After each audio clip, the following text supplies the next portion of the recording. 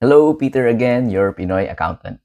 So may tanong tayo dito, what if non-VAT 8% gross income tax or non-VAT 3% percentage tax, and at the same time, yung kanyang income tax, he or she is availing OSD o yung optional standard deduction. Yung tanong is, still required ba mag-submit ng inventory list? So dalawa ang sagot natin dyan. So yung first answer is, yung pinaka-safe to, yes. Because according sa RMC 8-2023, hindi naman dinidistinguish or dinidifferentiate yung mga non-VAT or VAT. Yung nakalagay lang doon is if you are retailing, if you are manufacturing, definitely you are required to submit yung BIR inventory list. So mapa-online man yan, or if you have physical store or online, you are required to submit BIR inventory list.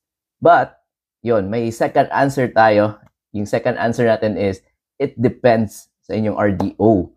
So, mag-inquire kayo sa RDO nyo if papayag ba sila na no ending inventory lang yung isasabit nyo through yung sworn declaration. Because if you are 8%, di ba, kaya nga tayo nag 8%, kaya tayo nag optional standard deduction for ease of filing, di ba? Hindi na tayo required mag-submit ng financial statements. So, sa case din na ganon, kina-consider ng BIR because yun nga, wala tayong financial statements. So, hindi din nila magagamit yung sinabit natin na BIR inventory list.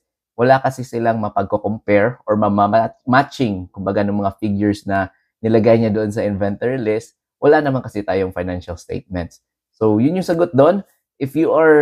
However, if you are required to submit financial statements, especially if VAT ka, and if you are yung deduction ninyo, itemized deduction, so definitely, kahit non-VAT ka, tapos I mean non-VAT, and then you are itemized deduction, you are required to submit financial statements. So, malamang hindi i-consider ni BIR na no ending inventory yung isabit ninyo because you have financial statements. So, makikita nila or mako-compare nila if tama ba yung nakalagay doon sa financial statements ninyo doon sa sinabit ninyo na BIR inventory list. So, yun lang yung video natin for today. Thank you for watching, and if you have some questions, comment lang kayo, and I'll try my best to answer all your questions. And once again, my name is Peter, your Pinoy accountant, and I'll see you again in our next video.